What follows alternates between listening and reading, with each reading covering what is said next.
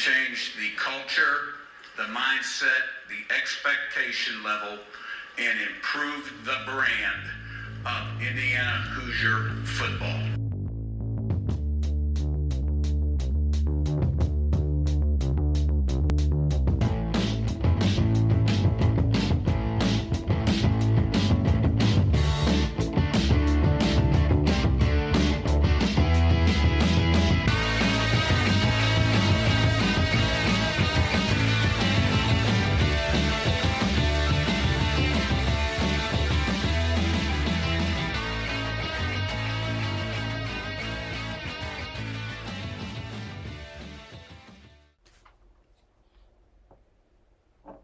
So what?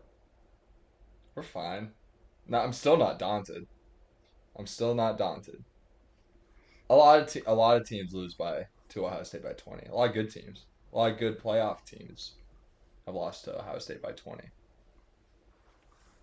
There was a little bit of panic within the fan base. A little bit. I, however, remained never daunted. Not one single ounce of daunt. And here's why.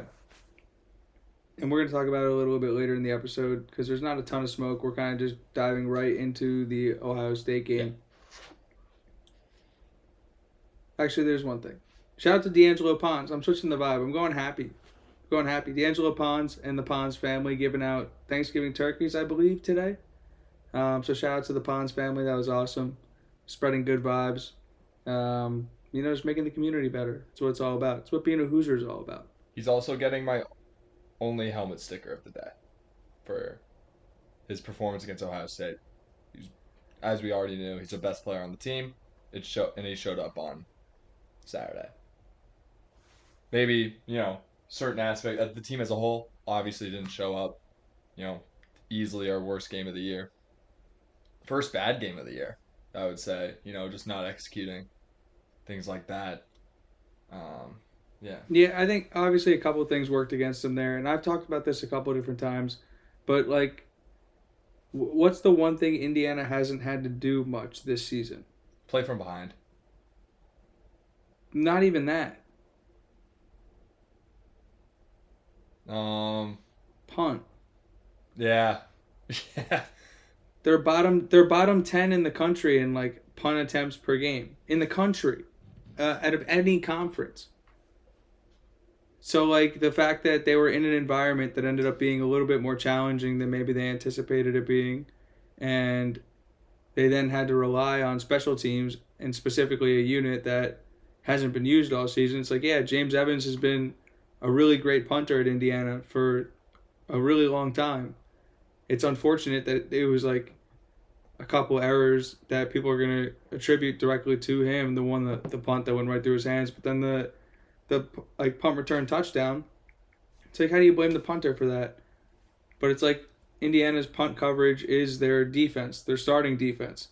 And that's where the roster depth hurt as well. But it's the team they haven't had to punt. So of course, when push came to shove, that was going to be the unit that ultimately let them down. Yeah, it was pretty simple what went wrong for the Hoosiers. There were some things that were working in that game that we did really well. It was clear that the biggest, and there are two pretty big things. It was punt team, special teams overall is what I'll say. Clear, fixes need to be made, things need to be cleaned up. Haven't gotten too many in-game reps, but still not really inexcusable. I'm not going to throw any shade or hate at James Evans' way. He's a guy that's a leader on this team, a guy that works very hard. Coming from people that have been in the program. Shout out the Rock Report. I think throwing shade or any hate at James Evans and blaming him for the loss is just not the way to go about it. But yeah, it was very clear that we have some special teams issues that we need to clean up, and then obviously biggest issue, which basically killed us, was the fact that we just couldn't defend we couldn't block the blitz. Just couldn't do it. And it basically stalled our entire offense. We couldn't throw the ball. We were running the ball really well. We just shot ourselves in the foot when it came to, handling those blitz packages that were coming with Jim Knowles. It was something that we probably should have talked about a little bit more. Jim Knowles is probably something we could have previewed a little bit more. I think there's a chance we were looking over, Ohio State's D-line a little bit. I thought we had the edge in the trenches. We do. I still think we have one of the better O lines in the country, but we just couldn't handle. But when you're sending six and Well, no, I don't even know if it was you can't that. block, and when they're sending They, six, it's it, math. with a combination of scheme and crowd noise, they were able to confuse which blitzers the lineman and the running back were picking up. Typically, Indiana's like ridiculously sound in pass pro, especially the running backs. They're stuffing guys all Mm-hmm. game. And there were a couple instances where when they did identify the correct blitzer, had the correct call on with the line, that the running back stepped up and stuffed the blitzers, and Rourke had time to throw, and we saw the way he was able to operate. But there was a large part of that game, especially in the third, in like that middle portion of the game, where the crowd noise just impacted the way they had to communicate across the offensive line. And there was, I mean, every single time it was running back comes to the line, looks around, where's the blitzer? He's coming through the gap that's uncovered. So it was like they were just confused. Yeah, and there was a play where they sent six, and Lawton just went the wrong way. He just straight up. Yeah, and He went but right, that and the was guy was coming from the left side. Like he just didn't see him. that happened all Yeah. game. Yeah, and yeah, I'm not. So And I mean, I'm not going to say that we just played bad. I'm going to take away credit from Ohio State. They came in and they approached that. They knew what they were facing. They know that Indiana is a playoff team, and that's how they approached the game. They were up 14-7 at half, and they were pumping up the crowd. Like they were fired up. They did not take this team lightly, and I think part of our preview was kind of assuming, hey, Ohio State, they might be taking us a little lightly. They did not do that, and credit to Ryan Day and their staff for making sure the kids were locked in and, giving us the respect that, we do deserve and, not taking this lightly and letting the kids know, like, hey, this is not the Indiana team you saw last year by any means. Yeah, well, and also, I mean, let's call a spade a spade. Like, it was petty to score at the end there. Sure. But, I mean, I'm not going to sit here I'll say in the same breath, like, it doesn't really bother me that much. Like, what it tells me is, like, they were listening to all of the noise, and Ryan Day absolutely felt the heat. You could tell it in his pregame, like, postgame comments. It was very arrogant. It was very, like, puffed the chest out. It felt manufactured. It felt like it was like, oh, Cignetti's the guy getting all the attention. Like, let me say something to, like, fire up my guys, fire up my fan base. But that's kind of just not his personality. But you can't tell me he wasn't looking at all the Cygnetti and his black jacket edits and, like, feeling that heat a little bit. Because they played, especially at the end there, and, like, Will Howard on the sideline dropping the cigarette and stepping on it. It's just, like, little Saying stupid Google things that like that's and that's yeah. true. We've been talking our smack. That's When their you lose, right, like, man. we'll take it with grace. Like, talk your shit. You 100%. guys won the game outright. You guys played a hell of a game, and I think it'd be daunted to start whining about that. And like, yeah, we have been talking. 100%. We have a very confident coach, and we have to own that. He's going to say things that are going to get other teams wild up. At the end of the day, he does win. Google him. We're 10-1.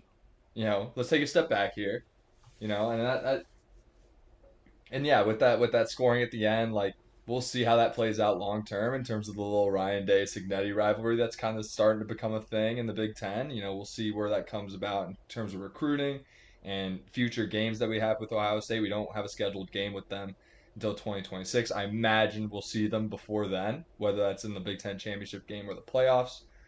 I imagine we'll see them at some point, but if we don't face them again until 2026. We get them at home that time. It's gonna be interesting to see how this Cignetti Ryan Day rivalry turns out to be, because it's clear that those are probably the two.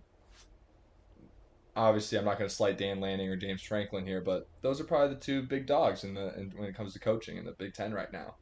And we'll throw Dan Lanning in that list too, and James, the top four teams are the four best coaches in the conference. Go figure. And yeah, it'll be interesting to see how that plays out in the future, because I know for a fact Cignetti did not take that lightly. Them posting the Google it, we won, like totally deserved on our end for sure. But obviously he's going to take a slight to it, and then now it's just kind of going to be a fun little back and forth, the Indiana Ohio State rivalry, getting some wheels to it. Obviously, it's very one-sided at this point. Us losing 29, 30 straight now.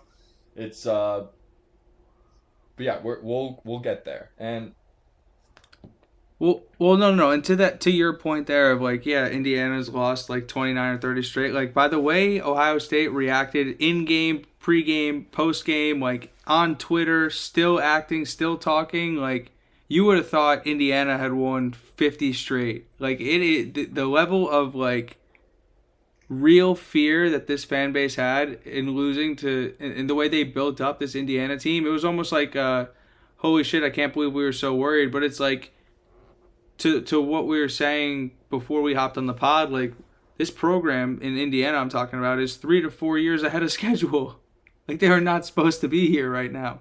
I mean, that's not to say they didn't have talent on this team and they weren't capable of winning games, but it's like when you look at a first-year head coach taking over a program, especially a program where Indiana was, like this is, we're talking 7-5, 8-4 would be successful in the first what we were year. talking Like about in the if we pilot could and all the sniff offseason. 9 wins, Yeah. like they're at 10 wins, gonna smoke Purdue next week. Not to step on that preview, to go to 11 wins, and they're gonna get a chance to play in a playoff game for the 12th win of the season.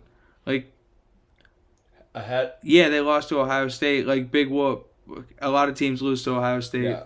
Like, we'll move forward. We'll be better. And like this is Indiana Hoosier football. Like, we're just gonna keep rolling. Yeah, we're just gonna build off it, learn from our mistakes, and just keep the process going. The process doesn't change.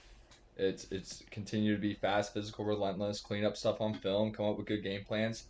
Gotta fix the pass pro in the crowd because those playoff games are gonna be loud as well. So figuring out the communication there, and then cleaning up the special teams with remind me who our special teams coordinator is, tight end coach. Grant Kane. Yeah, Grant Kane, we'll own it and, go clean things up, Grant. And yeah, and to your also, point, like, we are three, like the heartbreak in a rebuild of Indiana's magnitude, like the heartbreak loss to Ohio State shouldn't be coming until like year 3 or 4. You know what I mean? Like that, and the fact that we felt that way coming off of a game, like that was after the punt return, like it was really, I was just so quiet watching the rest of that thing. Like I was just watching, I was just taking it in.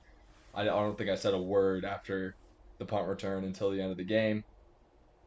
It was, it was tough to watch, and these things happen. Like good top 10 teams lose to other top 10 teams by 20 all the time. And if you're listening to this pod and you're getting frustrated with dumb low IQ SEC folks saying that, oh, they got absolutely plastered, like these things happen all the time. You saw it was only 3 years ago we saw a TCU team that beat a Michigan team that won the championship the next year lose by 50 plus points in the national title game. Like these things happen, and it wasn't the shellacking wasn't as big as what people are going to make it out to be, because Indiana really did shoot themselves in the foot. And when you have a talent gap like that, which there is a talent gap, like call a spade, like there's a talent gap. There just is. $20 million roster versus year 1 rebuild. There just is. I know we have plenty of NFL talent on the team. Hopefully a lot of those guys maybe come back and try to run it back next year. We'll see. That's a tale for another time, but we're coming, and it's clear that we're probably a few years away from Ohio, maybe a year away from knocking off Ohio State. So, in terms of the rapid rate in which we are growing as a program, like usually I'd say we're 2 or 3 years away from Ohio State. I'm gonna put it at 1 to 2. We're closer. We're getting there. Shoot ourselves. We don't make any mistakes. Probably only lose that game by a score. End of the day, and the road environment, probably the difference in that game, and the talent gap. And and we were wrong, and I'll own that. I probably underestimated. I said Michigan's defense is better than Ohio State. Their defense looks really damn good, and that team, if they keep playing the way they are, Will Howard also played amazing. If they play like that, that team's going to win the national title. Yeah, I think I would agree with that. I know Oregon's good. Oregon had the benefit of the home crowd last time they played. They won't have that benefit again if they meet again. Well, they're going to meet again in the Big Ten championship game. So we're going to see it on a neutral field and see what happens. That's going to be exciting as a game in itself. But I'm also not going to sit here and tell you that yes, Indiana shot itself in the foot, made a ton of mistakes. If Indiana plays a perfect game, like they can absolutely hang in these games with these top teams. Like it doesn't get better than Ohio State. Like yeah, you can argue that Oregon, Ohio State, same level, whatever. It's like you're like teams don't get better Ohio than State's that. better than Oregon. So I'll just say it. Like slightly, it's not a big gap, but they are. They lost by 1 point on the road. Like it's road environments matter. well, you can't say the team's better when they literally played. I know. Like I know. But I'm just saying, I think if they played again, which they probably will in the Big Ten championship game, I'm throwing my bank account at Ohio State. My opinion. Could be wrong. I'm wrong all the time. I'm also right all the time.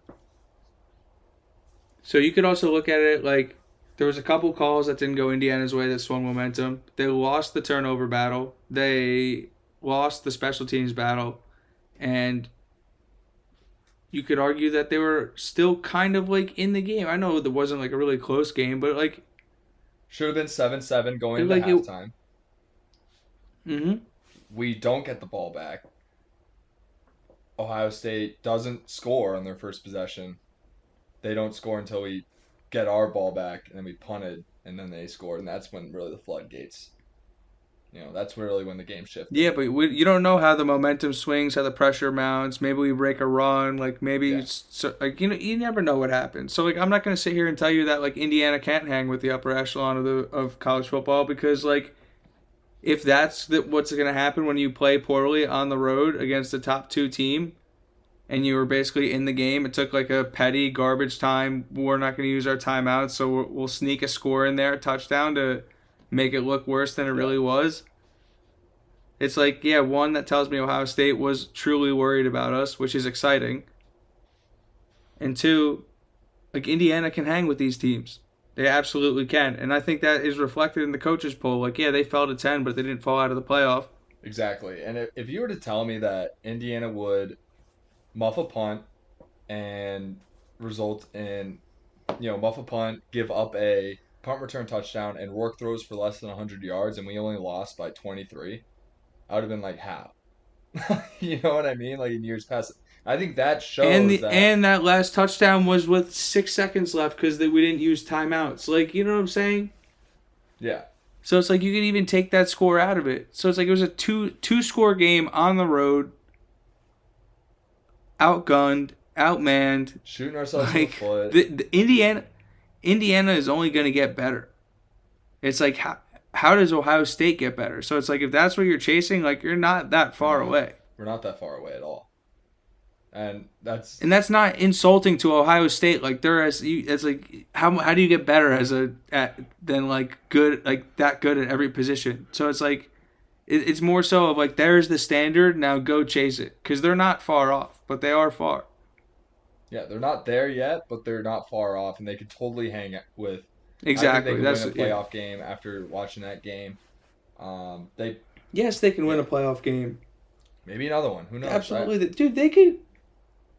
If that game's at a neutral site and they score early, like what happens? Like if the Hoosiers travel well, like and that was one of a huge takeaway. Actually, I talked to my freshman year roommate, my buddy Frank, and he was telling me because he was boots on the ground, he was super impressed with how the Hoosiers traveled. He said it was louder at that game for Indiana than any home game he's ever been to. That's surprising. So like. If you're gonna put us or give us a home game for a playoff, and we're gonna knock off one of these 3-loss fraud SEC teams, and then we're gonna get to go play with momentum on a neutral site against one of these behemoths, like we're gonna travel well. Like we have people don't equate the Indiana alumni base with the football team because of the lack of success, but like this is a fan base that travels extremely well. And it's not a fan base that lacks the ability to get there. 100%. That's why I'm excited.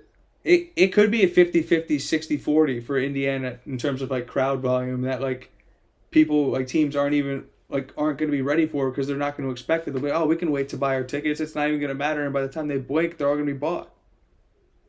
100%. I don't know if to that extent, like if we play an SEC team, like they're gonna buy their tickets quickly. They do. They are psychos over there. But like we're at that level when it comes to a fan base, and we've said that time and time again. We're a Big Ten fan base. Like don't slight it.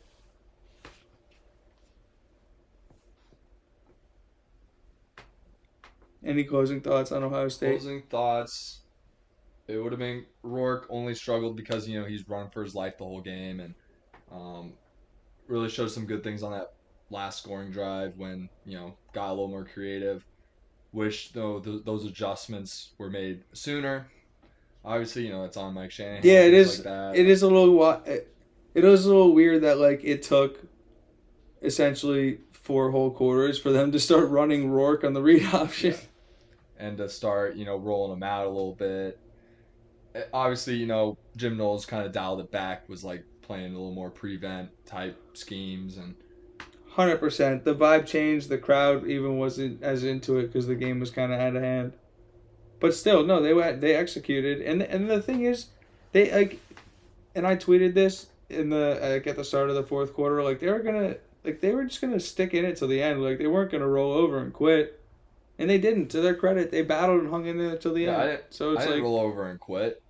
I was just watching, hoping maybe we get a score in the third quarter. Just didn't happen.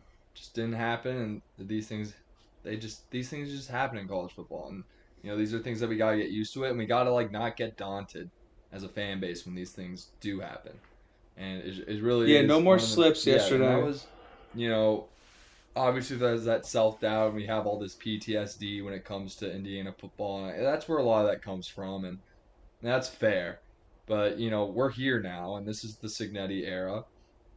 There's no reason to feel daunted when we lose to a top 2 team by 20 points because that happens when you're good, when you're bad. Like it happens all the time.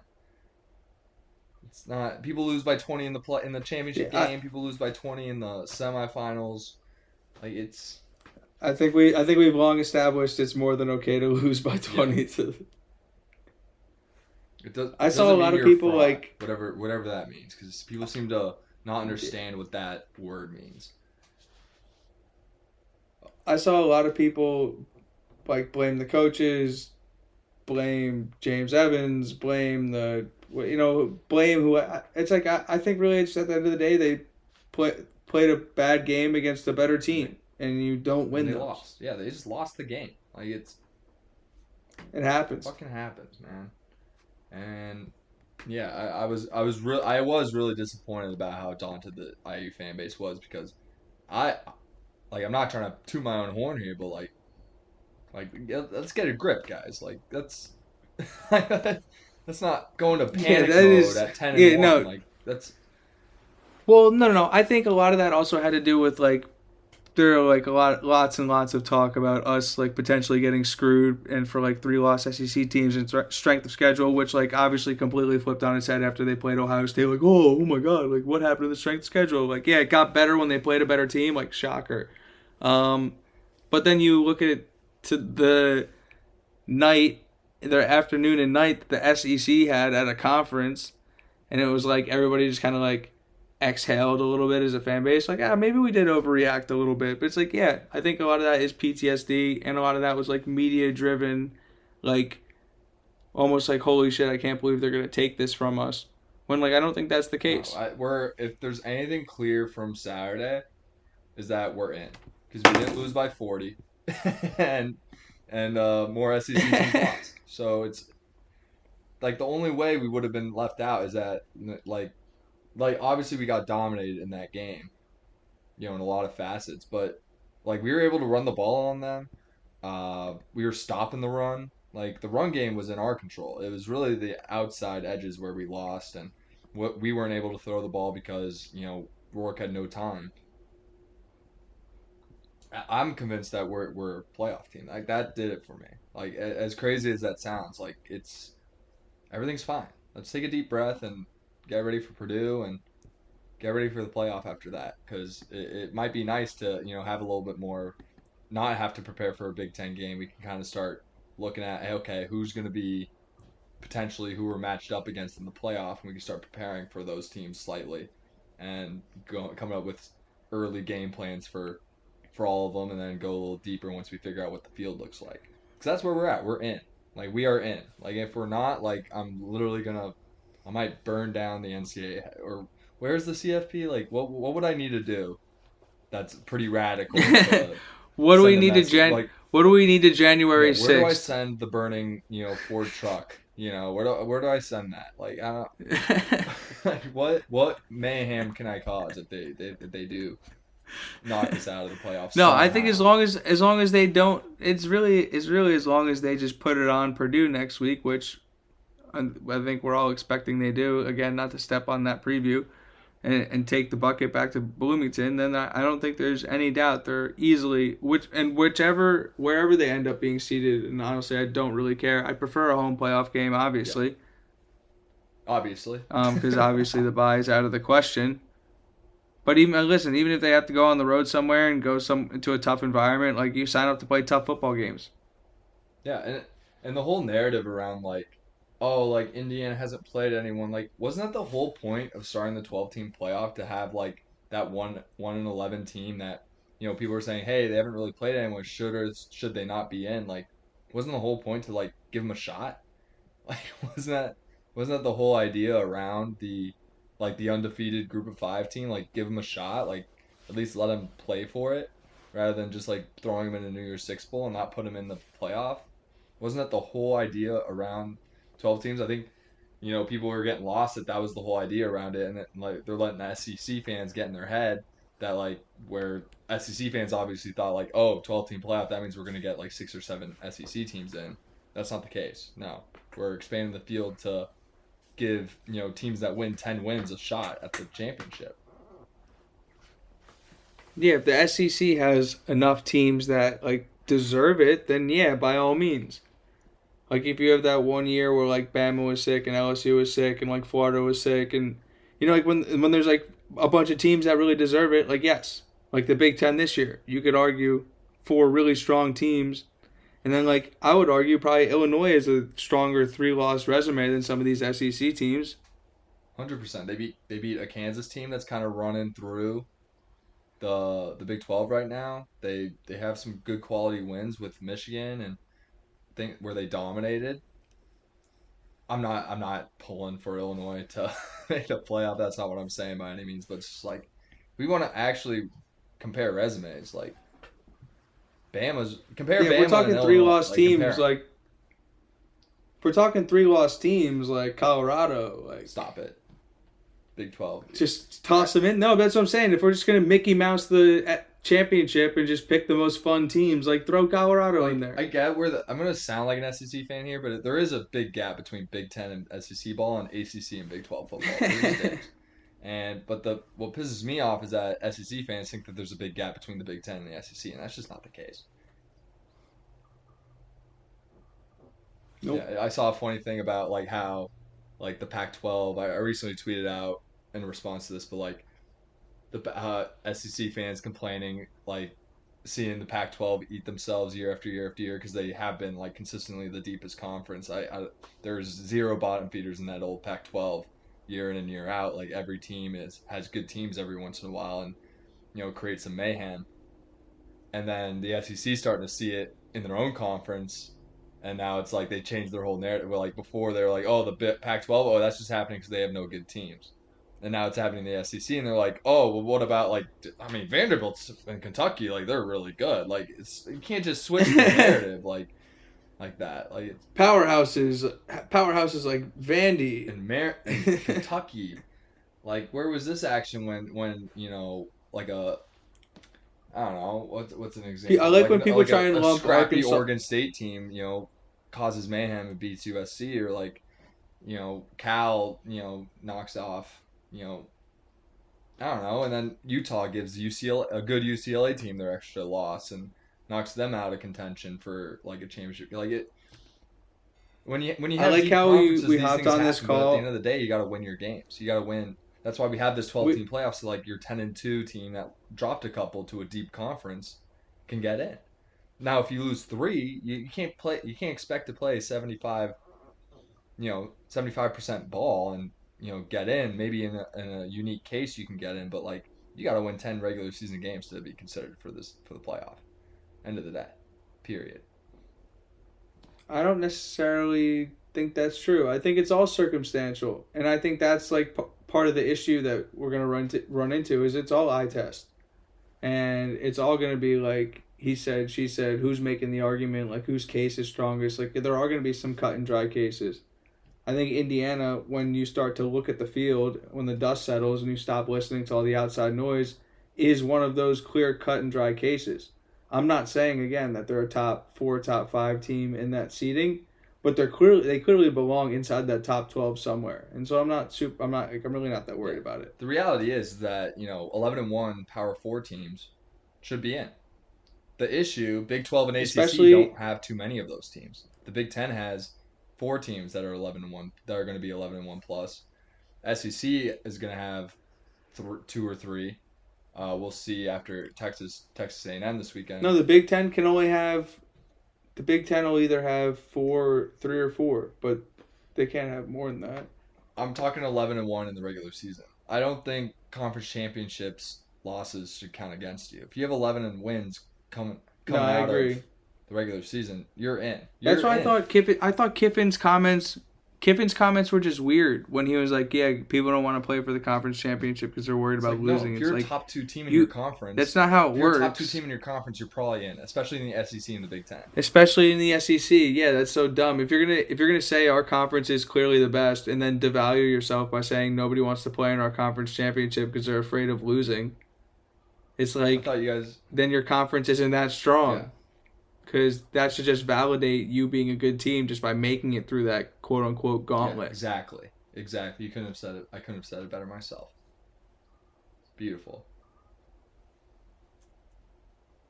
So I think that wraps up Ohio State for us.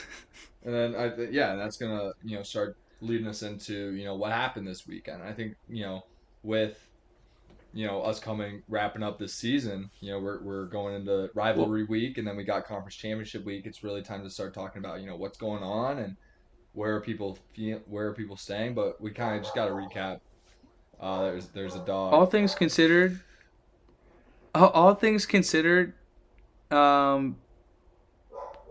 even though Indiana lost, despite Indiana's loss, this weekend almost couldn't have gone better for the Hoosiers.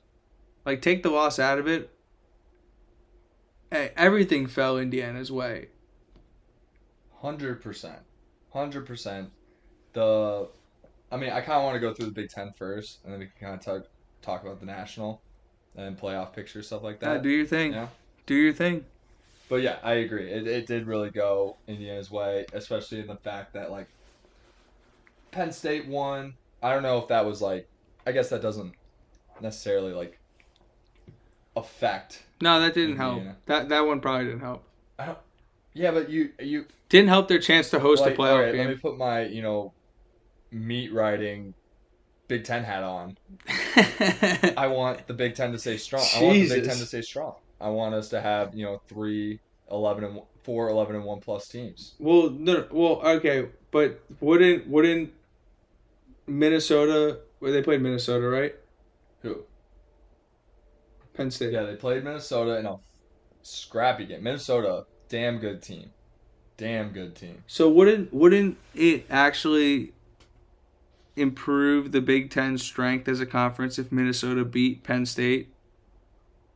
That would mean that they're I guess maybe not strength in terms of like making the playoff, but like strength in terms of like the depth of the conference is strong. But then that kind of goes into like what's happening with the SEC and things like that. But like, I guess okay, results do have to matter. But like at the end of the day, the result was a 1-point loss to a top 5 team. That was the result. And yeah, I watch Minnesota, I watch Big Ten, I watch SEC. Minnesota's a damn good team. They're a lot better than what 6-5 would reflect. They play in the Big Ten. That's just what happens. Good teams go 6-5. That's why making a bowl game is a big feat. I think people forget that. They think it's all about going 10 wins every year. When in reality, like, you play in the Big Ten, the SEC, like 6 wins. Like, I guess not in the SEC because you only got to win 2 conference games. But you go 6 wins in the Big Ten. pretty difficult. Who Georgia play this week? They played UMass? UMass, and they allowed 21 points. Gave up like UMass didn't 300 total UMass didn't yards. score 21 points on Northern Illinois and a couple other MAC schools, and they were able to score 3 touchdowns in Athens. Well, Northern Illinois got a top 5 win. Should Northern Illinois be in because their wins over UMass and Notre Dame? Notre Dame. Could they be the 12th team? Well, we'll see. I don't even know how they're doing in the MAC. I don't think they're gonna make. I don't even know if they're in the MAC championship. What if there was a like group of 5 playing?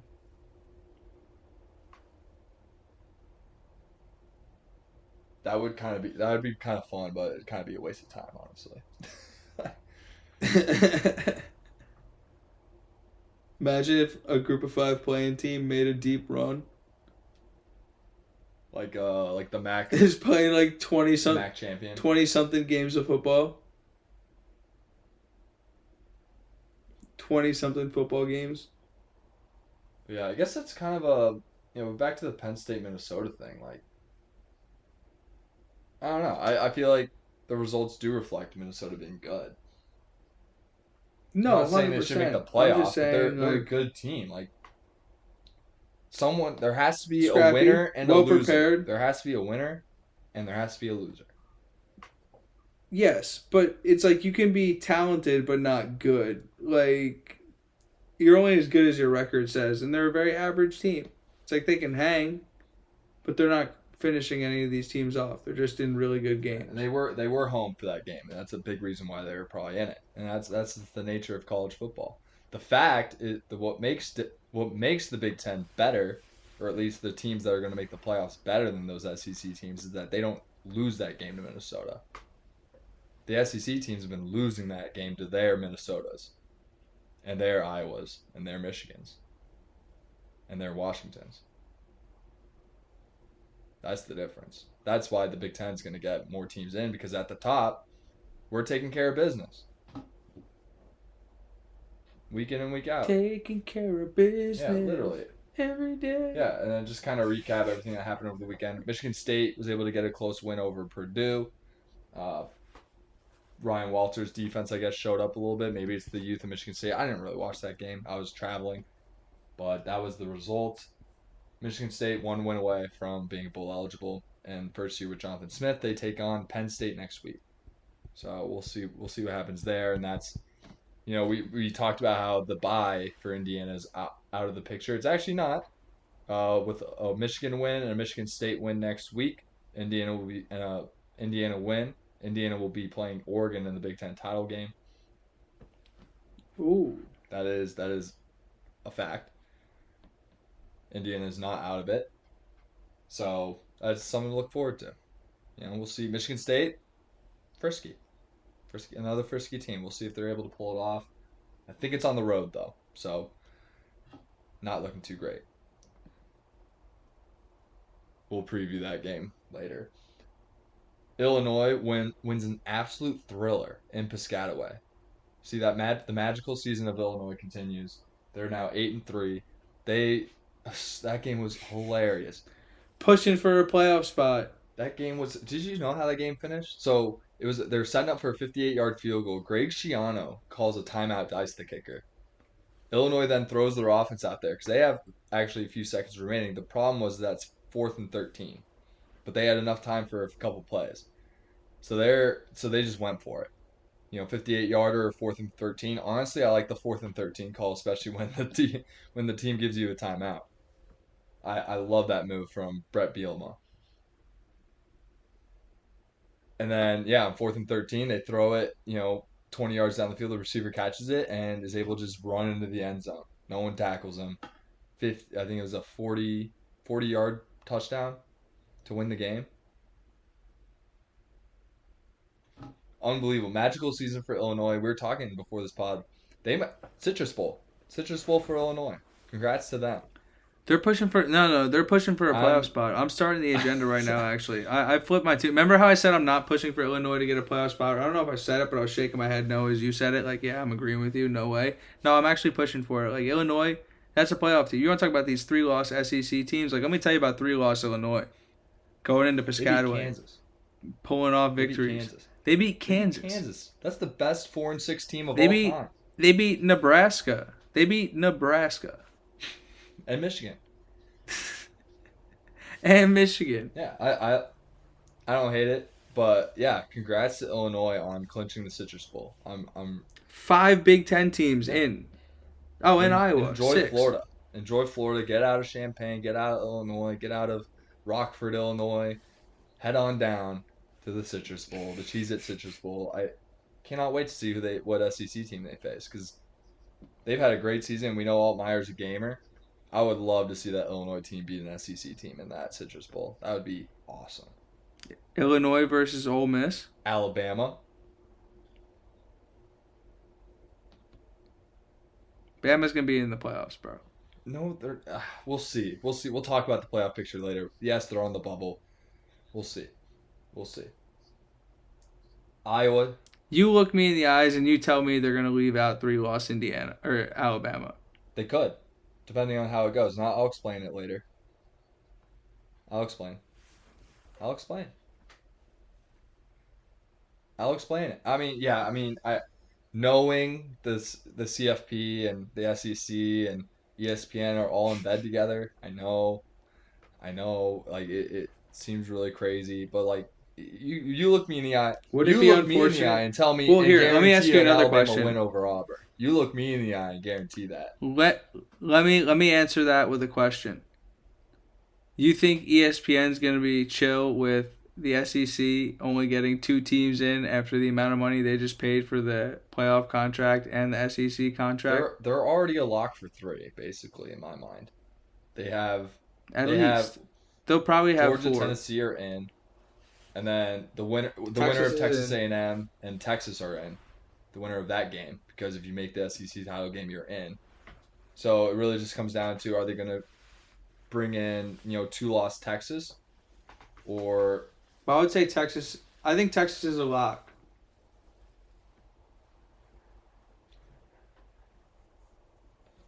yeah, because if they lose their 2-loss SEC team, they'll be in.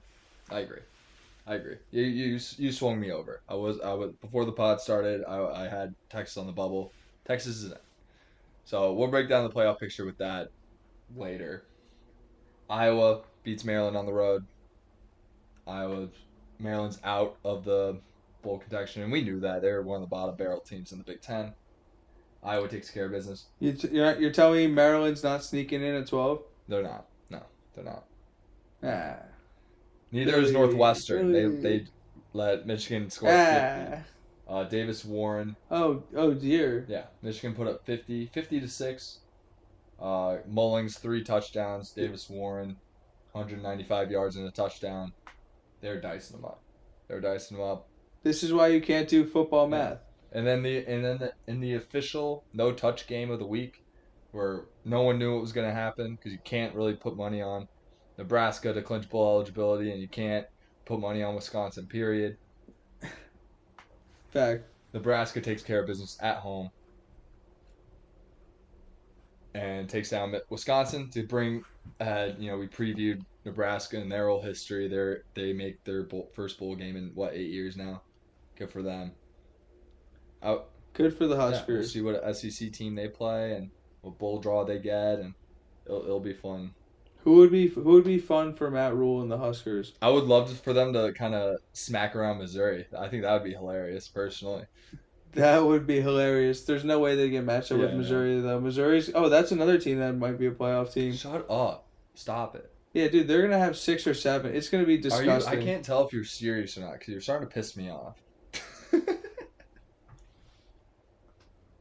I'm being dead You think serious. 6 SEC teams were still going to make it, even though we just talked about how everything went Indiana's way this weekend? No, I think Indiana's safe. That doesn't mean they're not going There's to only still 12 spots. oblige the SEC. There's only 12 spots. Yes. 4 of those are taken up by Big Ten teams. Yeah. And then there's 4 other conference champions. So at best, they can get 5. At best. At best. They're not getting 6. At best, SEC gets in 5, which they might. We'll talk about it later. And then in They might. It and then probably in a will. drizzling cold day in Southern California. And speaking of Southern California, don't forget to order your very own pack of SoCal hot sauce from SoCalHotSauce.com. That's SoCalHotSauce.com. No spaces, obviously, in any, website. There's no spaces, so you got it. That's good. I like that you noted that one there, Brad, because I think a lot of people are going to No, be because confused. we have a lot of SEC listeners, so you gotta let them know. Oh my God! All right, keep going. Yeah, and then so get for free shipping. Make sure get at least the 4-pack. Don't buy 3 bottles. You're gonna have to pay for shipping. So anything above a 4-pack, you can get the case. You get free shipping, and then 10% off any order when you use the promo code SIGSINSIDE. That is 2 words, SIGSINSIDE. And yeah, order your 4-pack. I would if it were me, I'd probably go 4-pack of just straight hot avocado, maybe. I don't know. I love that. I put it on my salmon the other day. It was so good. Still not over it. Brad's been getting crazy Yeah, with no, it. they need to hook me up with more over there at SoCalHotSauce.com. I need more. Well, you can they're hook listening. yourself up if you use that promo code SIGS inside. 2 words, SIGS Yeah, I inside. guess. Yeah. Yeah, I'd kind of be making the money back anyway. Yeah, okay, that would work. All right. That would work. But yeah, use promo code SIGSINSIDE to get 10% off any order. Free shipping, anything above a 4-pack. And yeah, my personal favorite, hot avocado. But they have 3 other really good flavors. Original, they have hot red, and original avocado, which are also all very good. The hot is hot, though. I will say. The hot is hot. The hot red, it's hot. Hot avocado is more my speed, personally. I've always been a Verde guy anyway, so it's kind of how I roll. SoCal hot sauce. SoCalHotSauce.com. And yeah, the SoCalHotSauce.com presents the Crosstown Rivalry Showdown. I was at that game. USC got the last minute dub over UCLA, 19-13, derailing UCLA's bowl hopes, which they're kind of making a push for. And yeah, I kind of want to talk about that game a little bit. USC, having watched that game in person, I can give kind of my really good synopsis of what is going on with those 2 programs right now. USC found their quarterback, Jaden Mayava. He looked fantastic. He looks a lot like Caleb Williams out there. He was very impressive in that game. And so was Ethan Garbers. Ethan Garbers, for the love of God, the A-gap blitzes were killing him. He has no help out there. And that once UCLA figures that out line, those defenses playing the way they did, that was an old-fashioned Big Ten slugfest the whole game. And those teams, USC found their quarterback, Lincoln Riley, stopping a bozo in the red zone and throwing fades. I think he threw 4 straight fade plays, and they weren't able to convert. They had to keep on settling for field goals in that game. That game could have been a lot worse, but UCLA's defense was kind of holding strong. But yeah, USC found the quarterback, and once UCLA gets an O-line to keep their quarterback clean, like poor Ethan Garbers back there having to deal with that all year. Like I said, I was right before that beginning of the year. I was telling you how Chase Garbers was a top half quarterback in the league. He's proven that time and time again. He, despite all that, threw for 265 yards and a touchdown. Beside all that going on, so once UCLA figures out their Hold on. Top half quarterback in the league. Can we do this right now? Yeah, let's do it. He's not better than Rourke. Okay, let's try to name 8 quarterbacks better than Chase Garbers right now. Rourke. He's Dylan Gabriel, Will Howard, Drew Aller, sure. Howard. Sure. I don't know if I was gonna go Aller. Altmaier. Sure, I'll accept it. Raiola. This right now.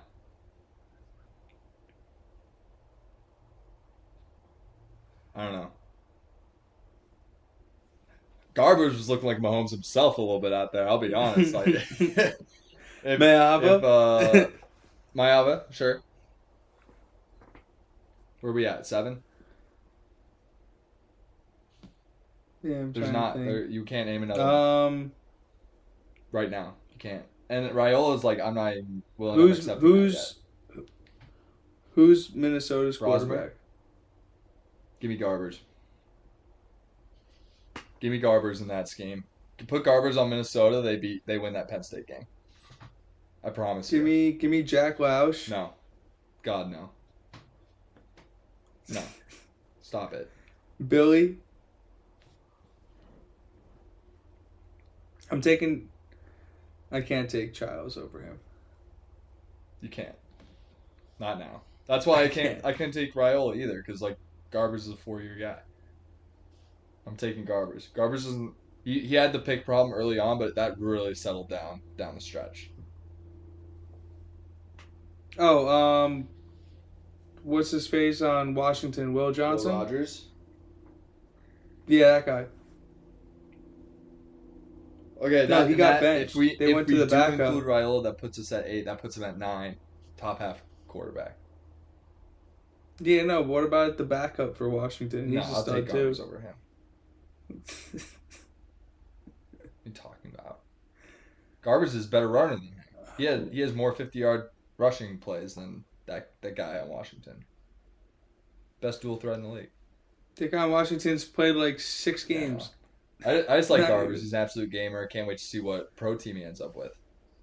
He's going to get an undrafted job. He's going to be in training camp. I promise you. I promise you.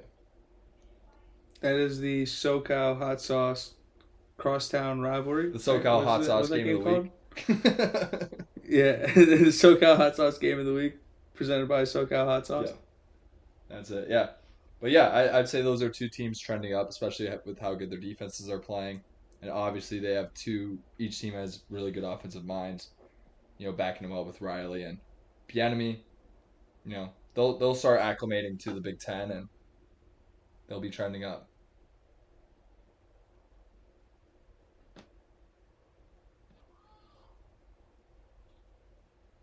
Yeah, that's about it in the Big Ten. Yeah. I feel like I'm forgetting a quarterback. You're not. You're not. I'm just telling you. You're just not.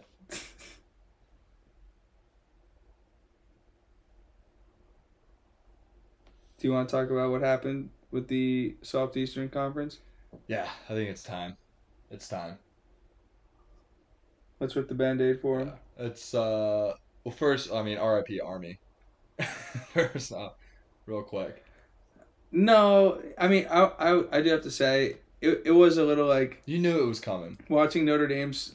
No, you knew it was coming. Watching Notre Dame score and then like celebrate all over Army was like, come on, guys, you can just do like the high fives and go to the sideline just for that game, just for that one. The team that's made up of completely, 2-star at best recruits.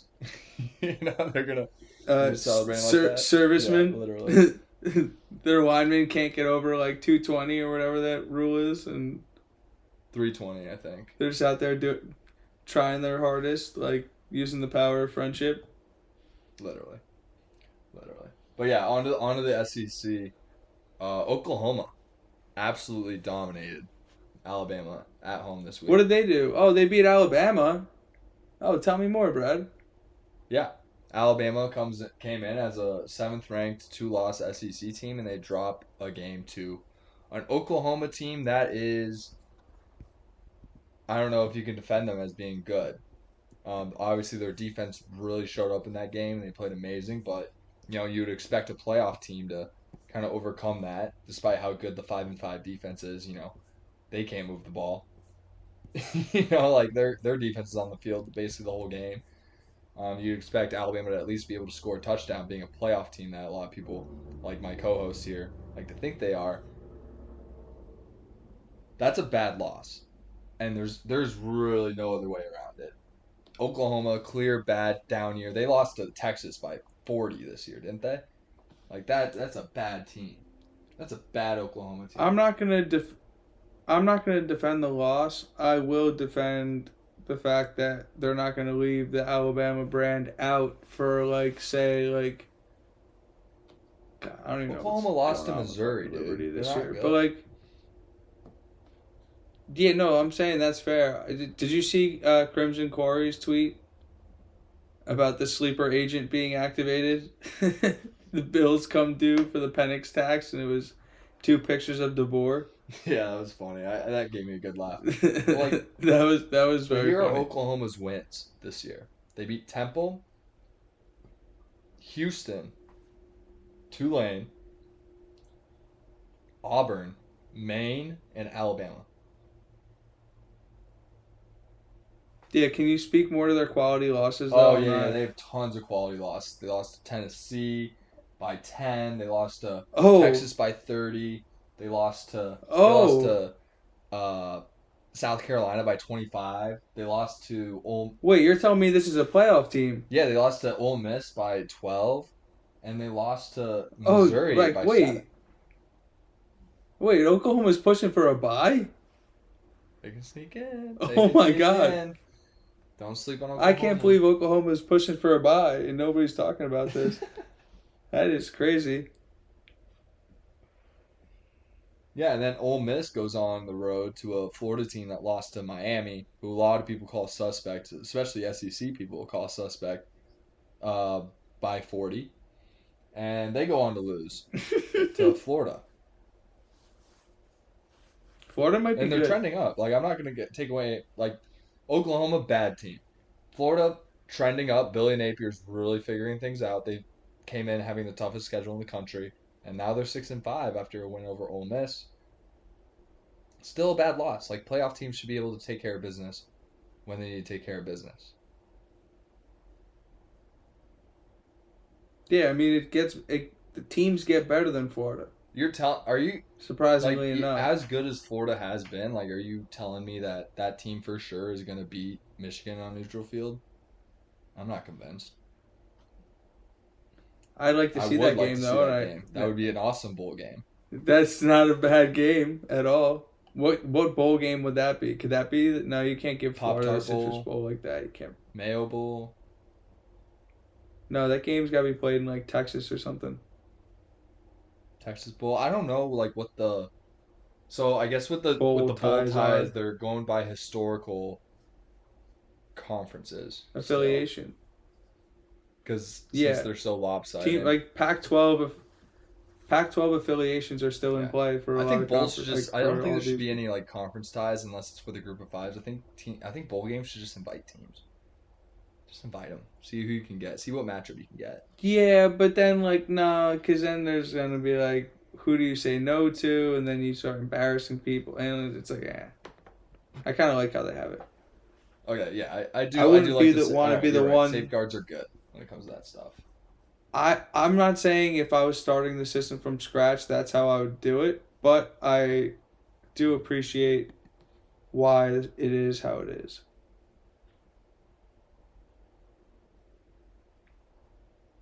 But yeah, Michigan, Florida would be an awesome matchup for a bowl game. Maybe that could be the Music Bowl. Ooh, yeah, that'd be fun.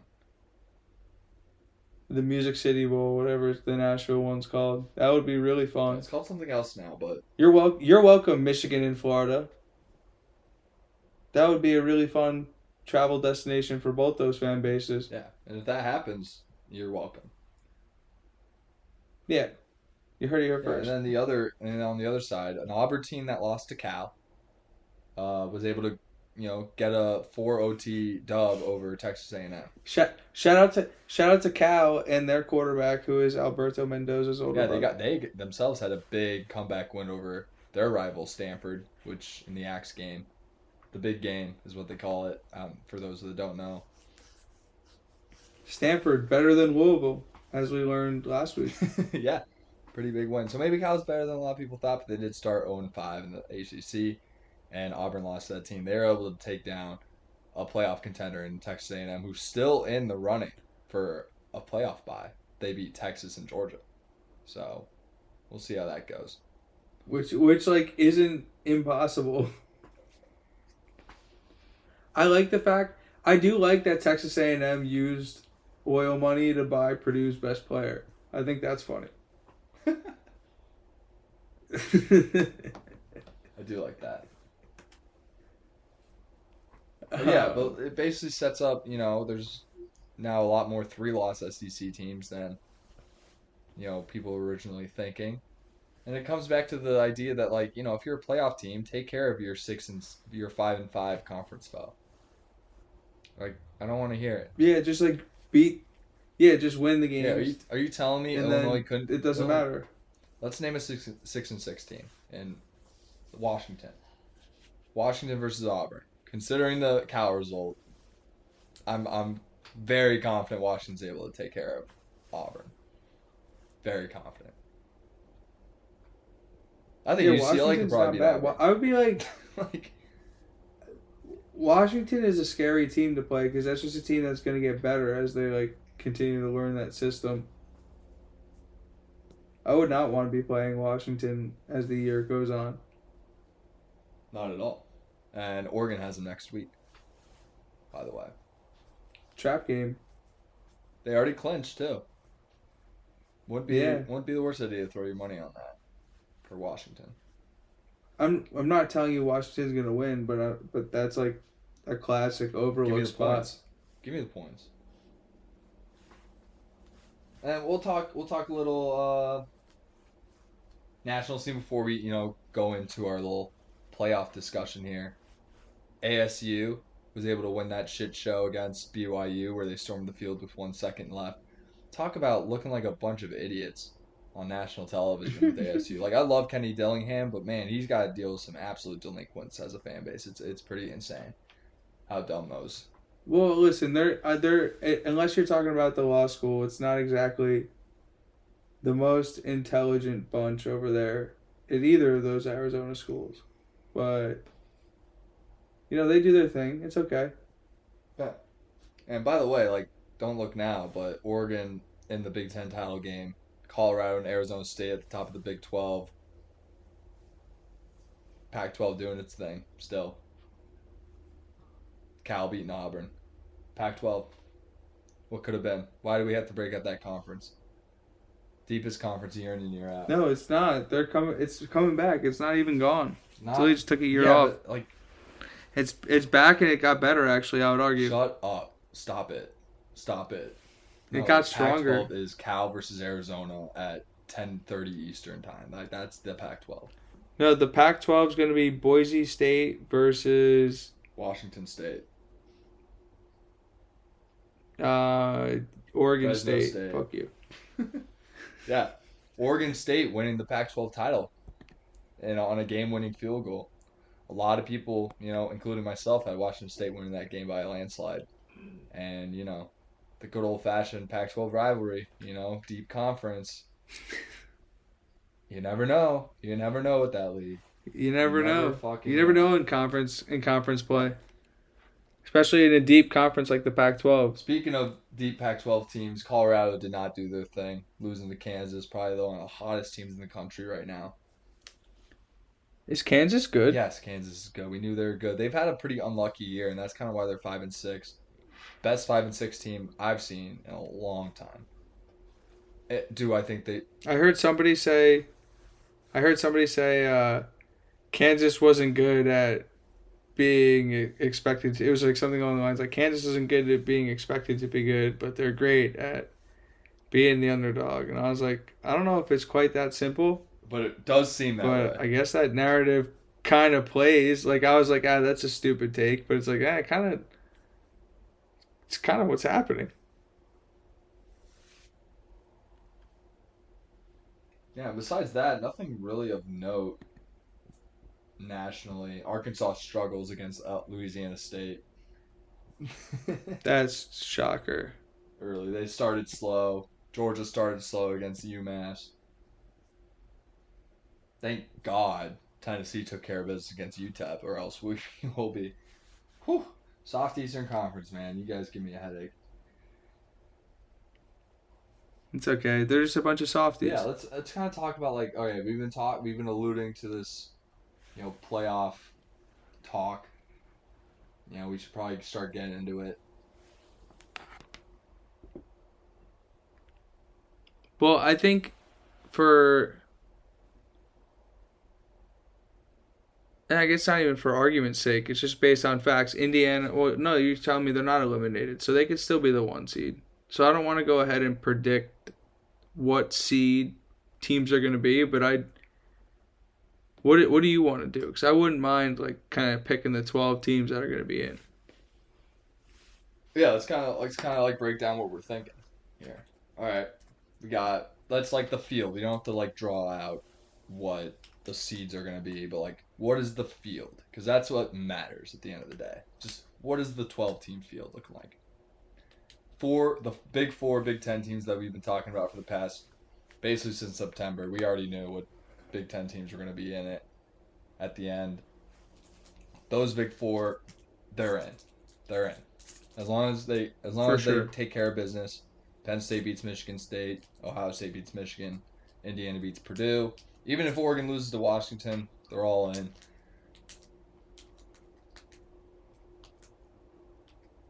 All right, we're on the same page. That's 4. We're at 4 for the field. SEC. Right now, my locks are Georgia, Tennessee, Texas. Everyone else is on the bubble. So now we're at 7. Now we're at 7. Boise State. They're in. You think As long as they're they a win lock? out. If they win out, they're in. Over the American champion, which will likely be Tulane. And then now we're at 8. We're at 8. I got 8 fingers up. Big 12 champ. That's a shit show. There's 4 teams in the running for that. Right now in the driver's seat, we have Iowa State and Arizona State in the driver's seat. So if those 2 teams win, Colorado make it? Colorado to get in needs, and Iowa State needs 2 of the 3 teams to lose. BYU, Iowa State, and Arizona State. They need 2 of those 3 to lose. And I want Indiana to play them so badly. I wish Indiana could match up with them. It'll be tough. They'd probably have to get the 5 seed because that Big 12 champ is likely going to be the 4 or the 12 seed. How could they be the 12?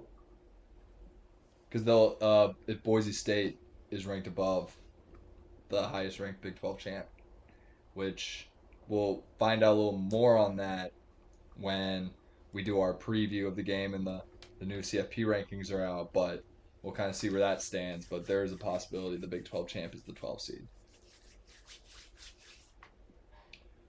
That'd be hilarious. So now we're at 9, right?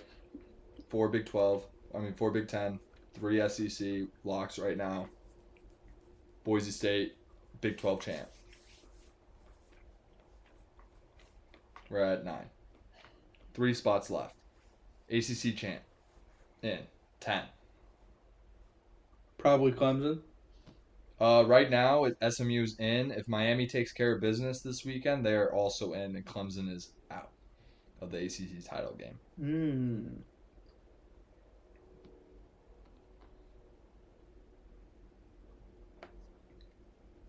Probably one big league, right? Potentially. Because we're at 10. There's 2 spots left, and all the conference champions have been accounted for. So now we're talking for those who are getting those last 2 spots. ACC runner-up.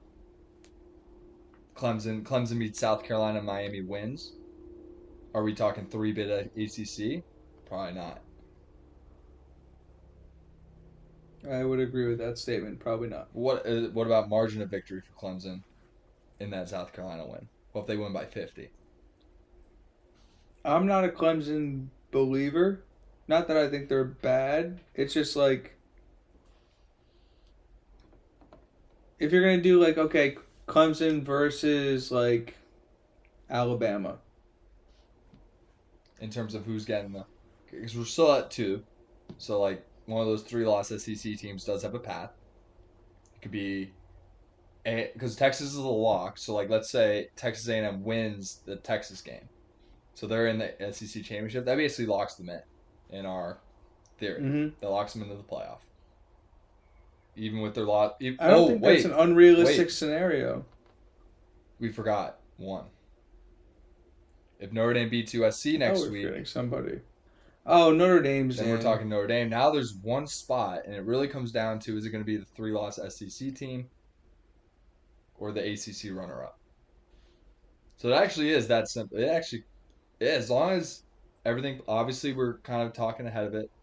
Rivalry can get crazy. Notre Dame could lose to SC and knock them out. That can happen. USC's a damn good team. They beat LSU this year. Jane Mayava. If Notre Dame loses to SC, they're out. Is that a so Notre Dame's not necessarily a lock? No, I don't think so. I think they're probably a lock. 2-loss Notre Dame's probably a lock. They're probably the 12 seed. Especially when you're going to go 2-loss Notre Dame, 3-loss SEC So team. then it just comes down to ACC runner-up or 3-loss SEC team, and as us knowing, as we've alluded to multiple times, the CFP, ESPN, SEC being in bed together, it's probably going to go to that 3-loss SEC team, and then it's going to leave an ACC runner-up out. It's going to leave the rest of the SEC 3-loss teams out. Who is that 3-loss SEC team going to be?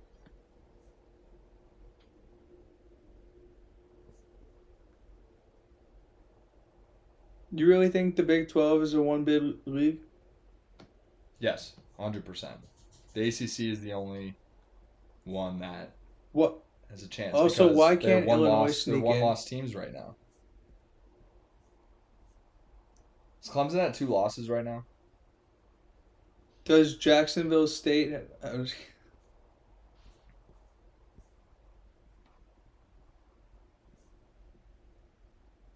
Yeah, I do believe Clemson is at 2 losses. No. Yes. Yeah, they're 9-2. You can't put Clemson in over SMU or Miami. So Clemson's probably out. Regardless of what happened in South Carolina. Colorado's got a path. Yes, they do. They need 2 teams to lose, and then they gotta win the Big 12 championship game against likely Arizona State. If South Carolina shellacks Clemson,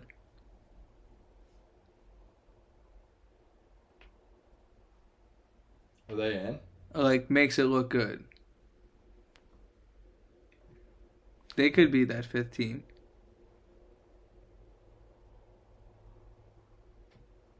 Let's break it down. Compare their losses are Bama, Ole Miss, LSU. No real bad losses. Big wins would be A&M, Clemson. About it.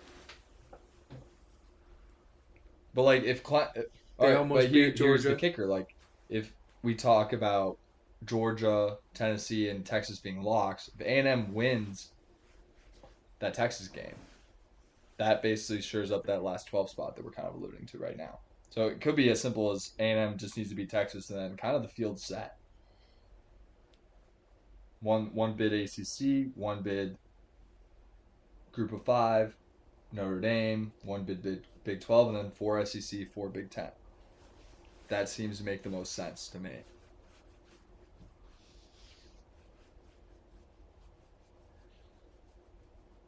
Yeah, it gets thrown on its head with a Notre Dame loss. And it gets a little uncomfortable with a Texas A&M over Texas win. Because A&M loses that game, they're out.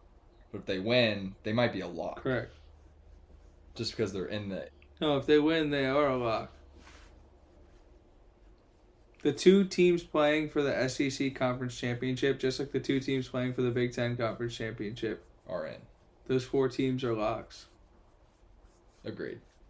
Unless they get beat so bad and lose in such a way that's like they can't even show up in 4 weeks to play the playoff game. Like,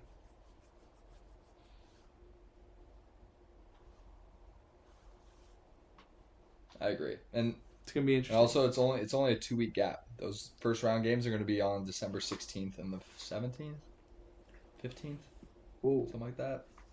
And then they get 2 weeks off, quarterfinals, and then a week off semis. No, 10 days semis, 10 days championship. That's how it goes.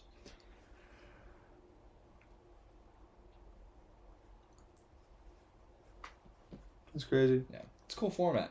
I like it.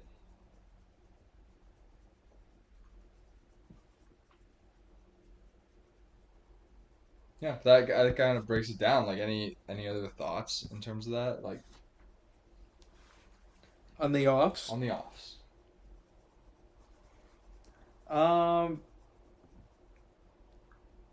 I didn't expect to feel any different, but it is nice kind of knowing that quote unquote like the worst happened, where like you look at the score and it's like, ah, shit. Like, if you go box score watching in that football game, to bring back Ohio State, Indiana, you're like, damn, like the worst happened. But if you watch that football game and Ari Wasserman was swinging the sword on Twitter, which I thought was really funny. Shout out to Ari Wasserman. He was going to battle. But like, Indiana didn't really get dominated in that game. In fact, they more so solidified that they deserved to be there. Not only that, deserved to have the shot to do it again. So, yeah, they lost. But like, I don't think, like, the reaction coming out of it wasn't as negative as I thought it was going to be. Like, the rational people, the rational heads, not the people trying to grab views, but the people actually just watching and observing, came away thinking Indiana was a playoff team. And that's all we can ask for, because that ultimately is the goal. Like, yeah, I wrote a piece for Hoosier Huddle about, like, beating Ohio State and what that would mean, and kind of like building that moment up, and how this wasn't about the playoff, it was about that game. And yeah, that was true for last week, because that was that game. But now this week it's on to Purdue. So yeah, Indiana's playoff hopes are fine, and I think that's the most important thing. There is a world where only one SEC team gets in. For what it's worth, ESPN's little playoff predictor. What world is that? Let me finish the point. ESPN's playoff predictor. I've been playing around with it for the past like 5 minutes or so as I've been conversing with you. Right now, it's the 11th team is SMU with a 63% chance, because Miami's also in at 80. So it's also so then that 12th spot would go to the Big 12 champ, because Alabama is at a 37% chance with, that 3-loss SEC team. That seems to be what the ESPN analytics thinks would be the 3-loss playoff team. They actually have A&M very, very low right now. And let me just run. But yeah, my point is that the analytics at ESPN are leaning ACC runner-up to get in. Because even with an SMU loss in the ACC title game, they're at a 44% chance. That's a front. The analytics are playing tricks on us.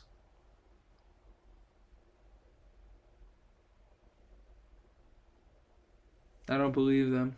Yeah, and these analytics are dumb, because I just ran it where A&M goes to the SEC title game and loses. They're at a less than 1% chance to make the playoff.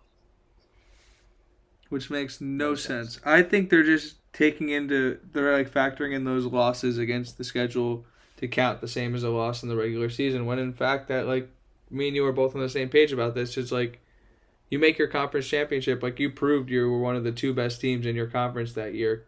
You made it that far. You played in a game. Based on the rules of the league. Yeah, the season dictated you deserved to play in that game, and then you played in that game. So regardless of the result of that game, you were one of the 2 best teams in your conference. And if you're going to say your conference is the best conference, how are you going to leave a team that played for that championship out? Doesn't make any sense. So yeah, you can't.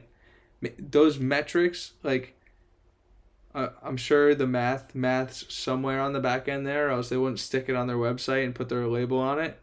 But I wouldn't be like married to the what those numbers say, because where are they getting those numbers from? How do you know Alabama 37% chance that the dude in the third seat at the SEC table argues hard enough for Alabama that the rest of the playoff committee like listens to that? Like, what does that even mean? How do you put a percentage on a conversation taking place that dictates rankings? Yeah. It's all gonna simplify itself when Texas does beat A&M. We'll see. Well, yeah, the problem is like teams keep losing games they shouldn't lose, so you can't eliminate teams. It just keeps opening the door for more teams. Like if the SEC just did what it was supposed to do and eliminated a bunch of teams, they'd probably have 5 or 6 teams in and nobody could say shit, and then it'd be like, oh, blah, blah, blah. But no, they went ahead and they lost a bunch of games. So it's like, now here we are. Yeah. What's great about this whole thing is that They opened the door. yeah, people are talking about how there are, teams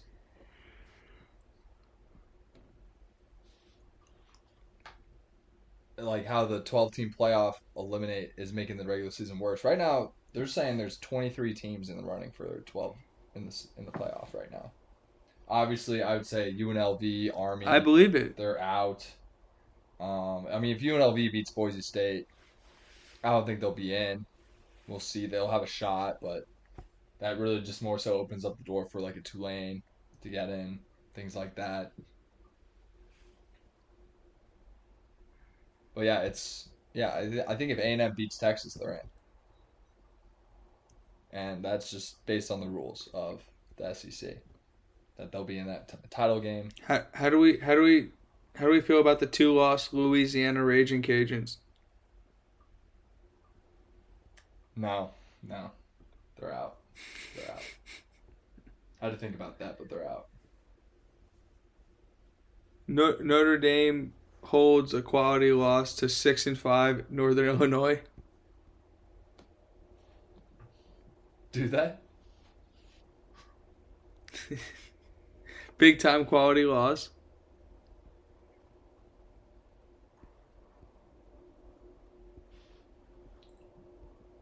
I'm gonna fly the flag for Illinois. At this point, yeah. But yeah, I think that's just kind of where we're at. Obviously, a lot of things will come clear going into championship week. We'll have a much clearer picture of what's going to happen. Very simple, shorter schedule. We'll know less variables involved. But I think that's where we're at. Like, there's really like one spot left, and as long as the favorites keep winning. Like if Notre Dame loses, then there's 2 spots that open up. But there's really only one spot left if Notre Dame beats USC. That's kind of where we're at. And that's the exciting part. You can follow Sigs Inside, an Indiana football podcast, on Twitter at SigsInsidePod. You can follow Brad at Bradley_Loomis8. You can follow me at Alec Keyser. Check out my current articles on HoosierHuddle.com. I'll have another one coming in the next 24 hours-ish. And as always, check out KeySportsNetwork.com. Shout out to the boys, Wave, NxckSkrxll, Cygnar. We do have some things in the works, so we'll keep you guys posted on that. Check out Friends and Collaborators Instrumental Volume 1 on streaming platforms now. The intro song, 1621. The outro song, The Sweet Sound of Butter Symphony. It's going to be okay, Hoosier fans. I think it's important to remember we're in good hands. Guys, we're in. Take a deep breath. And we're in the playoff. Just get excited. And one last note. We're going to say it again next week, but show up for Senior Day. Get there early. Show the support. The seniors on this team, there's a lot of them. And they deserve a ton of recognition for what they've done for this program this year. And we'll re-emphasize that later. Couldn't have said it better. See you guys. We're in. Get locked in. We're going to the playoffs. In for Indiana, baby.